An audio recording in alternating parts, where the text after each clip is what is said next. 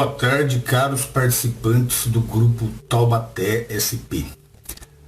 Agora nós vamos fazer a nossa terceira parte do assunto de Maria, a mãe de Jesus. Aqui nós estamos falando sobre Maria de uma forma verdadeira, a verdadeira Maria, e não aquela Maria que é pregada pela igreja, que é uma Maria mítica, né? Uma Maria tão ou mais poderosa do que Deus, tendo ela templos em seu nome e orações dedicadas a ela, né? Não. Aqui nós vamos expor a verdadeira Maria. E hoje o assunto é a Assunção de Maria. O que se trata esta Assunção? Como ela começou? Por quê? É o que nós vamos ver hoje, viu? Eu fiz uma súmula dos acontecimentos aqui e peguei a matéria baseada em fatos históricos e do ponto de vista bíblico para poder falar aquilo o que vou falar aqui. Lembrando a todos que não é desrespeito nenhum falar a verdade, viu? Aqui nós falamos de Maria porque nós, eu e mais outras pessoas, muitas outras pessoas, diferente daquelas pessoas que acreditam numa Maria mítica, nós respeitamos Maria. Maria foi uma personagem bíblica importante, mas ela não foi a mais importante, ela não é mais importante do que nenhuma outra personagem bíblica que nós conhecemos. Ela foi importante, sim, ela foi a mãe de Jesus, mas isso não a torna acima das outras pessoas. Vamos lá? A Assunção de Maria. Será que isto foi revelado por Deus? Né?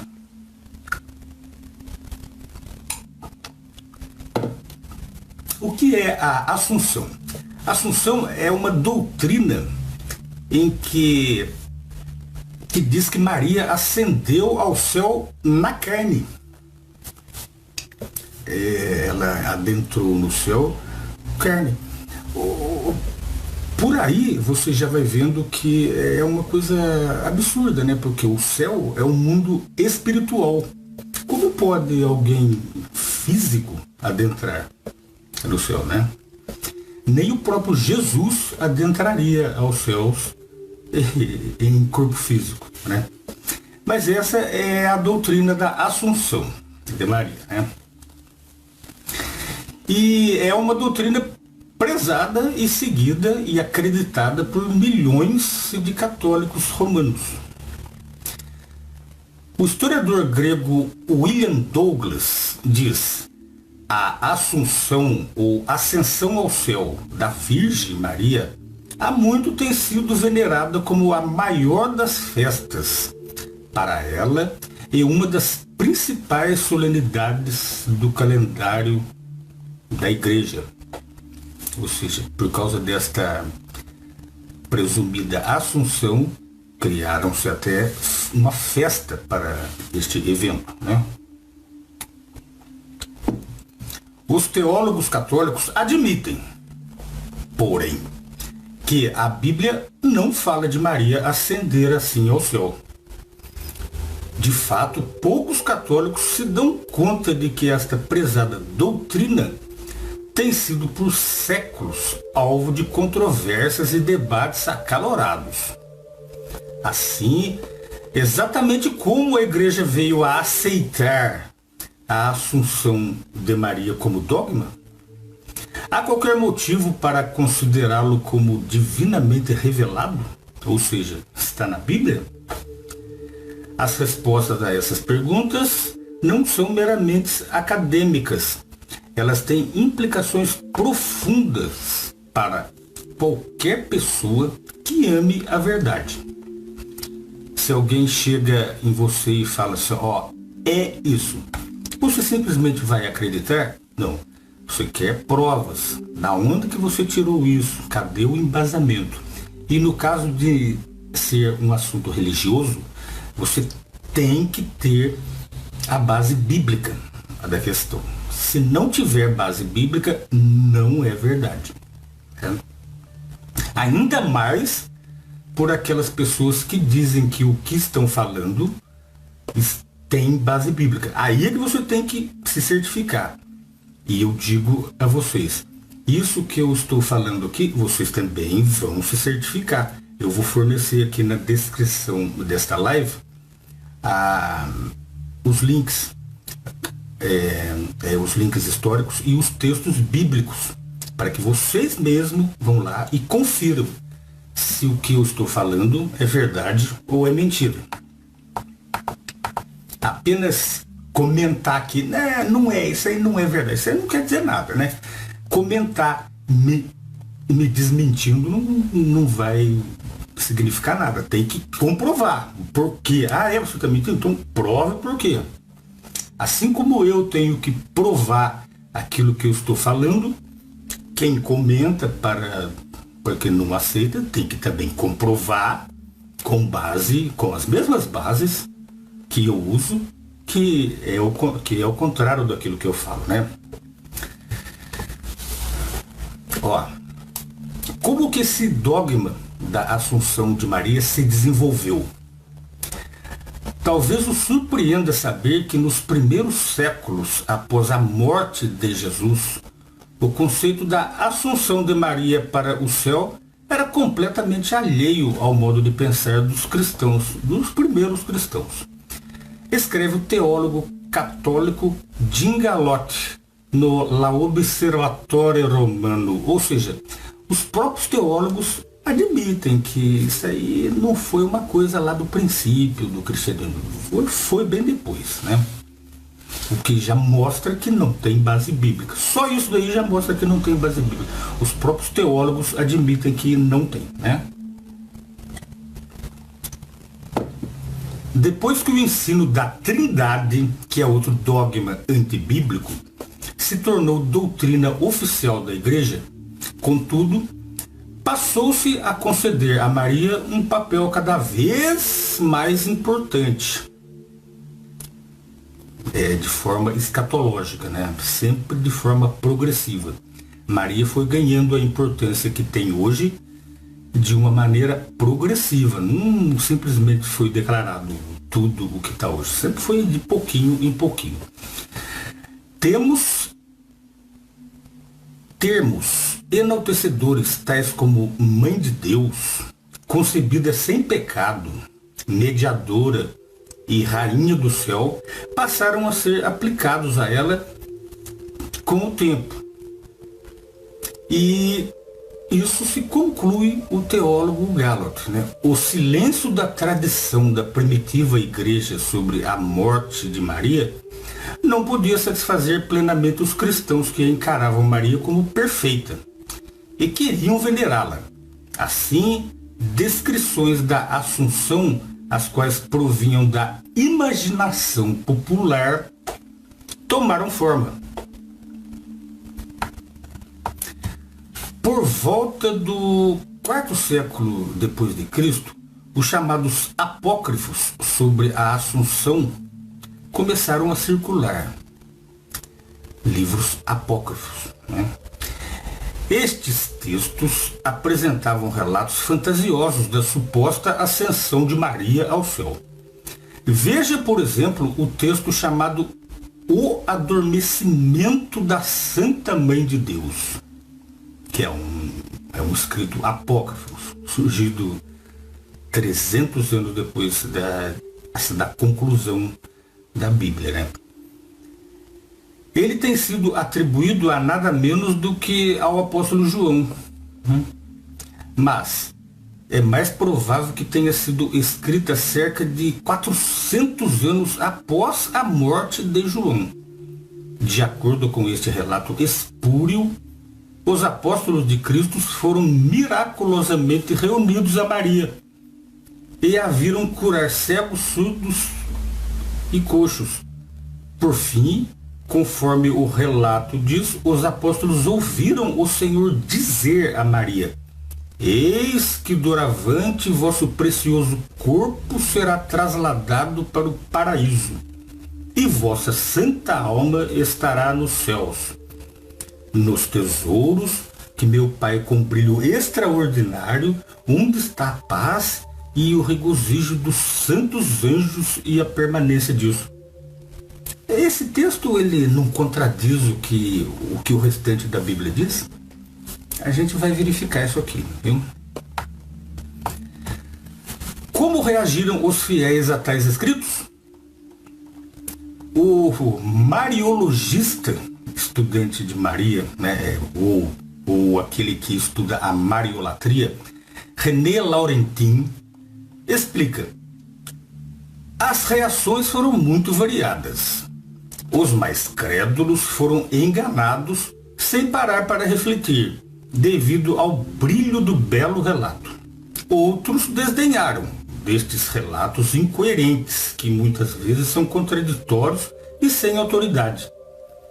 Assim, foi uma luta para que a teoria da Assunção fosse oficialmente aceita.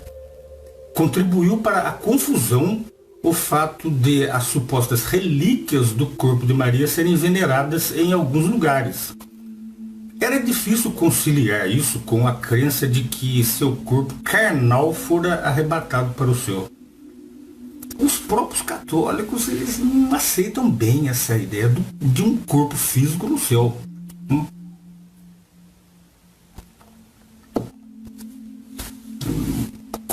Corpos físicos vivem aqui na Terra e não nos céus, né? Os céus são lugares espirituais, né?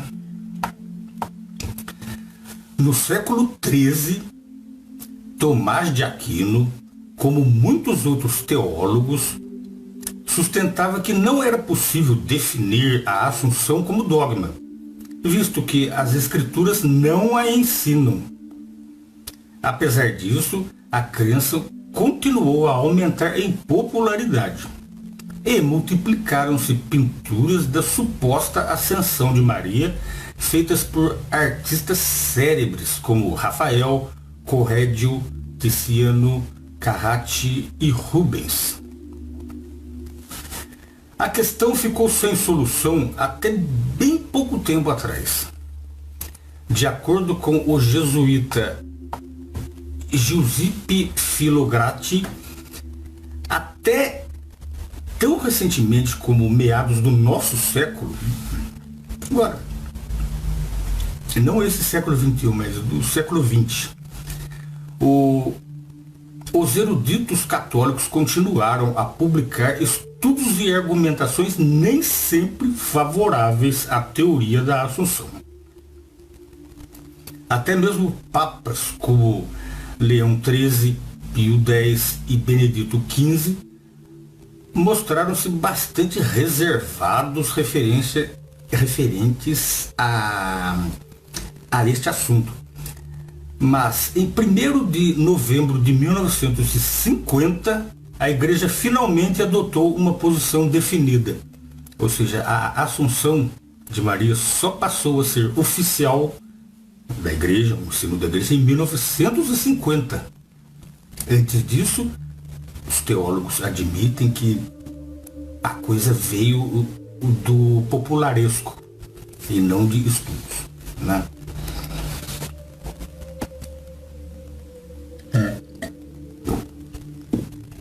O Papa Pio XII anunciou: nós definimos a Assunção como um dogma revelado por Deus, que, quando terminou o curso da vida terrestre da Imaculada Mãe de Deus, a sempre Virgem Maria, ela foi assunta em corpo e alma à glória celeste. Esse dogma, ele se chama Munificentissimus Deus. É o nome do dogma que diz que Maria subiu em corpo para os céus, né? A crença na jornada de Maria para o céu com corpo físico não era mais opcional entre os católicos. Era então um dogma da Igreja. O Papa Pio XII declarou que Se alguém ousar negar ou lançar voluntariamente dúvidas sobre aquilo que nós determinamos, deve saber que não o atingiu o ideal da fé divina e católica. Ou seja, ao católico resta apenas acreditar nisso, mesmo que não veja lógica nisso, né? Mas o que de fato dizem as Escrituras? Mas, baseado em que assumiu a Igreja esta posição confiante? O Papa Pio XII afirmou que o dogma da Assunção tem como alicerce fundamental a Santa Escritura, ou seja, a Bíblia. Ele diz que isso está na Bíblia. Se está na Bíblia, por que já não foi definido antes, né? Lá, né? Só precisou, depois de muita luta, e com muitos teólogos desacreditando, só em 1950 declarar isso aí, né? Entre os textos comumente citados como prova da Assunção de Maria, consta Lucas 1:28 e depois o versículo 42, que diz assim, vamos ler. Entrando onde ela estava, o anjo lhe disse: Olá, altamente favorecida, Deus está com você. Aí depois o 42 diz assim: E exclamou bem alto: Abençoada é você entre as mulheres, e abençoado é o fruto do seu ventre. Só. Estes versículos dizem o seguinte, isso é segundo eles, entendimento. Sobre Maria: Salve, ó cheia de graça, o Senhor é contigo. Isso na versão bíblica católica. Bendita és tu entre as mulheres e bendito é o fruto do teu ventre. A versão bíblica é a Pontifício Instituto Bíblico Católico. Os que defendem a Assunção raciocinam que, devido Maria ser cheia de graça, ela nunca teve que provar a morte. E, sendo bendita, assim como bendito também era o fruto do seu ventre, ela tem de ter prerrogativas iguais às de Jesus, incluindo a ascensão ao céu.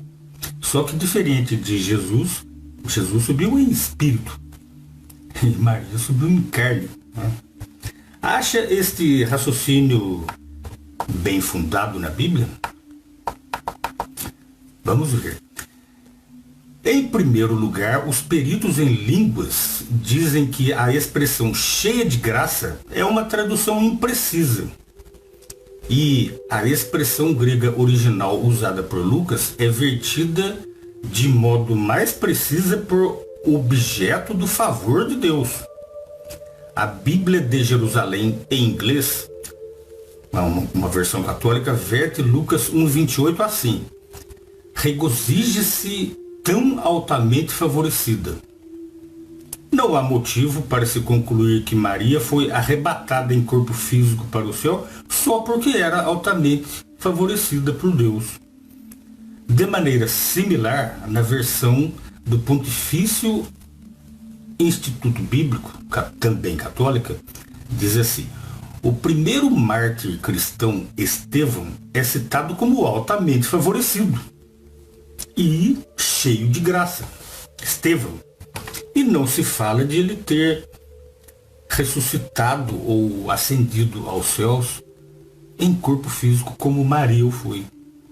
Ele também era cheio de graça e também foi altamente favorecido. Veja isso daí lá em Atos, capítulo 6, versículo 8. Né? Vamos ler, eu vou colocar aqui para a gente ler. Estevão, cheio do favor divino e de poder, realizava grandes sinais e milagres entre o povo. Ele fez isso. Olha lá, cheio do favor divino, ou outras versões católicas, elas mesmas vertem cheio de graça, né? Contudo, não foi Maria abençoada ou favorecida? Sim, mas é interessante que Jael, uma mulher que viveu nos dias dos juízes, ela era uma israelita, devia ser considerada como bendita entre as mulheres. Vamos ver isso aí lá em Juízes, capítulo 5, versículo 24 do Pontifício Instituto Bíblico, que é católico. Vamos lá. A mais abençoada das mulheres é Jael, a esposa de Eber, ou Queneu. Ela é a mais abençoada das mulheres que moram em tendas. Jael. E Jael ascendeu aos céus em corpo físico. Ela é considerada como uma mediadora pela Igreja Católica? Não, e ela também tinha. Ela era altamente favorecida. Certamente, ninguém perguntaria que Jael também foi levada ao céu com corpo físico. Além disso, a inteira ideia da Assunção baseia-se na premissa de que o próprio Jesus ascendeu ao céu na carne. Nós sabemos que não, mas a igreja lá nos seus pilares, ela diz que sim. Contudo, a Bíblia diz que Jesus foi vivificado ou ressuscitado no Espírito. A gente pode ler isso aí lá em 1 Pedro, capítulo 3, versículo 18. Vamos ver se Cristo subiu ao céu em carne, conforme a igreja diz. Olha lá. Pois Cristo morreu de uma vez para sempre pelos pecados, um justo pelos injustos, a fim de conduzir vocês a Deus. Ele foi morto na carne, mas recebeu vida no Espírito. Até porque, se Jesus ele deu o seu corpo como sacrifício, como é que ele podia pegar de volta e levar para o céu? Então, o sacrifício foi em vão, né? Se ele deu o corpo foi dado. Se ele tomasse de volta, ele iria querer dizer, eu não quero mais fazer esse sacrifício, né? Tem lógica isso? Né?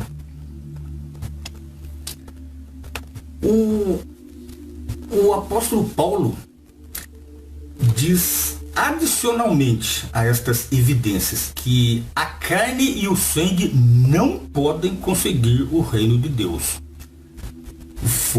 Podemos ler isso lá em 1 Coríntios, capítulo 15, dos versículos 42 ao 50. Aqui já está, lá ele diz, você procure lá. A carne e o sangue não podem herdar o reino dos céus, o reino de Deus. Né? Não pode. Lá é um lugar espiritual. Então a Bíblia ela é clara quando diz que a carne não entra nos céus. A carne de ninguém, nem de Jesus, conforme nós vimos aqui, nem de Maria e nem de ninguém. Quem for para o céu, e isso é um outro assunto que nós vamos falar aqui qualquer dia, não pode ir lá com o corpo físico. Né? Como é que vai ser o corpo físico em lugar espiritual se o próprio corpo não consegue ver um espírito? Né? O olho físico não consegue ver um espírito. Né? É verdade, a Bíblia realmente fala de uma ressurreição ao céu para os fiéis cristãos ungidos pelo Espírito. Contudo, lá em 1 Tessalonicenses capítulo 4, dos versículos do 13 ao 17, torna claro que esta ressurreição não começaria antes da presença do Senhor, durante os últimos dias desta era iníqua. E este é um outro assunto que nós vamos estudar também. Tem muito a ver com o final do tempo dos gentios, né?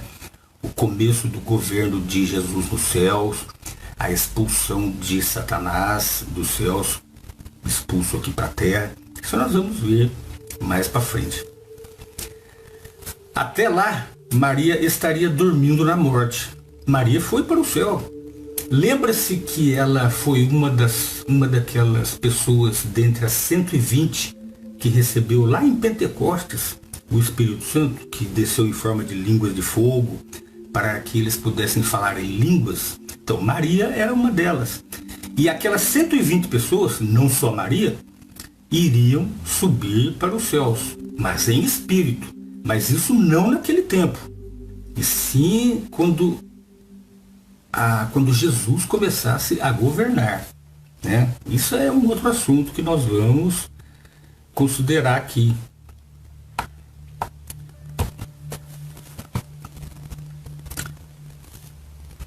Isso desmerece Maria, porque ela não foi reerguida em carne nos céus?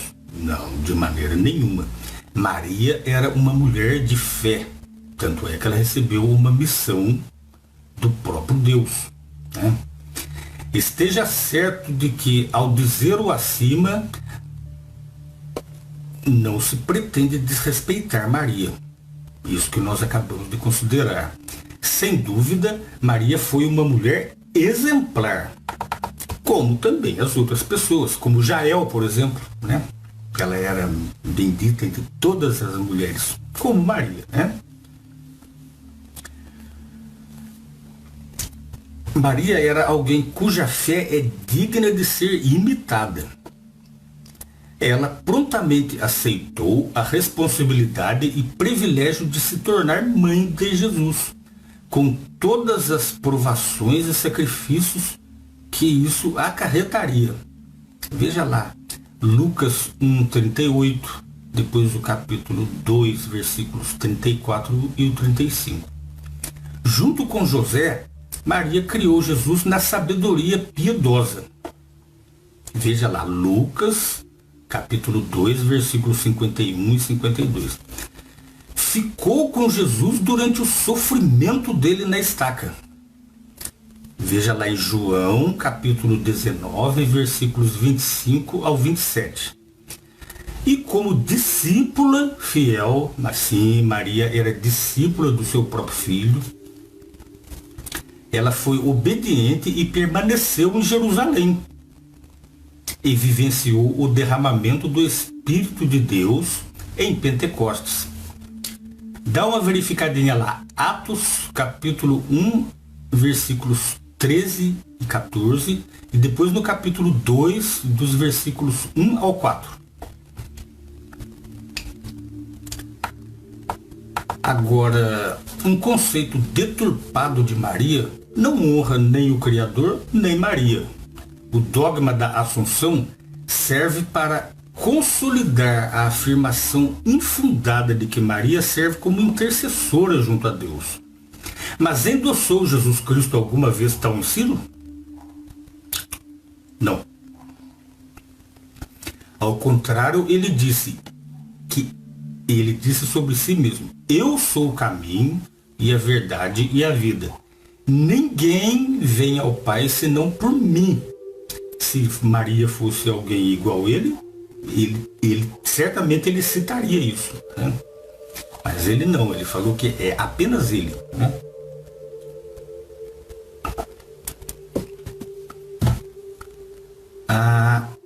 E ele também ainda disse, se você pedir algo em nome de Jesus, ele fará. Ele, mais ninguém. Veja lá isso aí em João capítulo 14, versículo 6 e depois o versículo 14. E compare com Atos capítulo 4, versículo 12. Sim, somente Jesus Cristo, não Maria, intercede junto ao Criador. É através de Jesus e não de Maria que devemos nos aproximar do nosso dador da vida, em busca de ajuda em tempos de necessidade. Veja lá isso em Hebreus 4:16. A gente pede em oração diretamente para Deus, mas mencionando Jesus Cristo, porque Ele é o mediador entre nós. Pelo sacrifício que Ele fez por nós, se doando para perdoar os nossos pecados, é por Ele que a gente não precisa mais sacrificar bois como na lei antiga, para poder pedir perdão a Deus, o que antes era necessário fazer, né?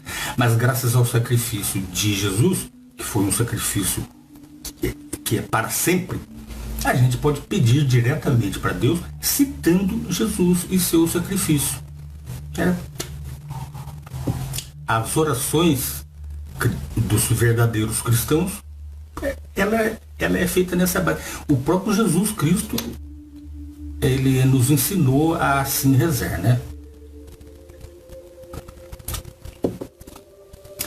E para aquelas pessoas que já estão há muito tempo na fé católica, a vida inteira aprendeu a se ajoelhar diante de uma imagem de Maria e ficar rezando 50 Ave Maria de uma vez só, rezando para Maria. O que se diz delas? Aceitar a verdade sobre Maria talvez seja penoso para alguns. No mínimo pode significar renunciar a algumas crenças bem enraizadas e ideias prezadas por muito tempo. Contudo, embora às vezes penosa, a verdade, em última análise, liberta. Veja isso lá em João, capítulo 8, versículo 32. Que algumas pessoas famosas costumam citar, né? E você já deve ter ouvido assim, né? Lá, vocês conhecerão a verdade e a verdade os libertará, né? Então, a verdade é isso que nós estamos considerando aqui, certo? Não algo estranho, algo mítico, algo que contradiz a Bíblia. Não, nós estamos vendo a verdade sobre Maria, né? Jesus disse que seu pai estava procurando aqueles que o adorariam em espírito e em verdade. Confira lá em João, capítulo 4, versículo 24. Para os católicos sinceros, estas palavras constituem um desafio. Porque eles vão ter que reconhecer que aquilo que eles estavam aprendendo até hoje, e talvez por muitos anos, é mentira. Eles trocariam essa mentira pela verdade, uma verdade que nós estamos falando agora aqui para vocês.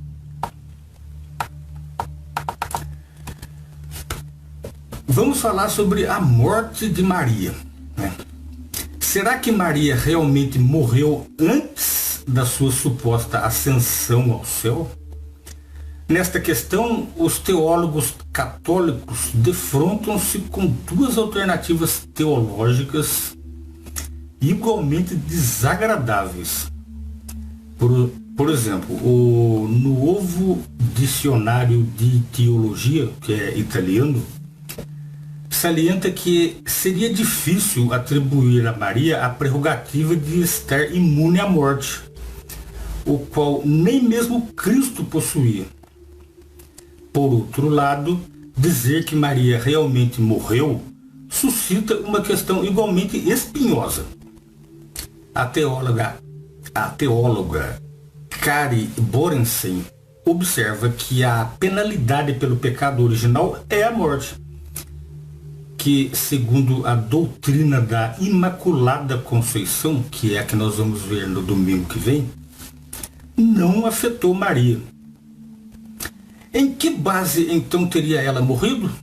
Não é de admirar que o Papa Pio XII cuidadosamente evitasse toda a questão da morte de Maria ao definir o dogma da Assunção. Ou seja, os católicos que acreditam na Assunção de Maria não pode dizer nem que ela não morreu, porque senão fica confrontado pela questão que nós já vimos aqui, e nem que ela morreu, né? Fica meio estranho.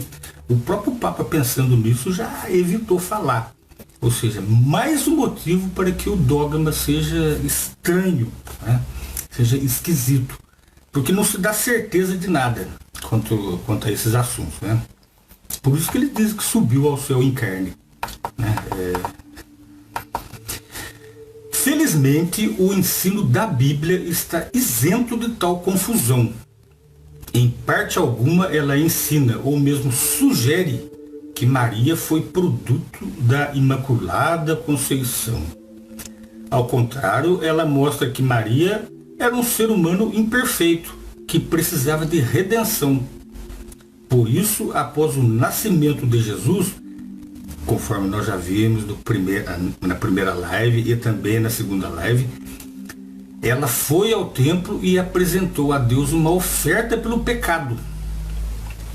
Se ela apresentou uma oferta pelo pecado, ela tinha pecado e ela precisava pedir perdão. E ela teve que fazer o sacrifício, aquele pequeno sacrifício. Por quê? Porque Jesus ainda não tinha sido dado em sacrifício pelos nossos pecados. Então, todos os anos, Maria fazia sacrifício de animais para pedir perdão a Deus. Maria, por fim, morreu. Como que ela morreu? A Bíblia não diz. Mas também a Bíblia não diz como que Pedro morreu, sabe? E como um monte de outros apóstolos, uma porção de outros apóstolos. Como que eles morreram? Ninguém sabe. Ele não citou, mas morreu desse jeito, Não, ela não cita nada disso. Eles podem ter tido morte natural, ou como pode ter sido sacrificado. Se a Bíblia não diz, a gente não tem certeza. Então a gente não pode criar assim, fatos, né? A gente não pode assim, criar uma narrativa para o que tenha acontecido, porque não tem base. Esta simples verdade contrasta nitidamente com as perguntas sem respostas suscitadas pelo dogma da Assunção. Então, meus amigos, esta foi a terceira live sobre Maria. Se vocês gostaram, poste aqui seus comentários, as suas dúvidas, né? Se querem sugerir mais alguma coisa, mas por favor, não faça apologia religiosa aqui. Se o comentário for for uma oração, vai começar Salve Maria, daí eu vou deletar. Aqui a gente discute com base bíblica, com base histórica e com base na racionalidade. E não com fanatismo e dogmas, certo? Então, boa tarde a todos, bom final de domingo a todos. Tchau.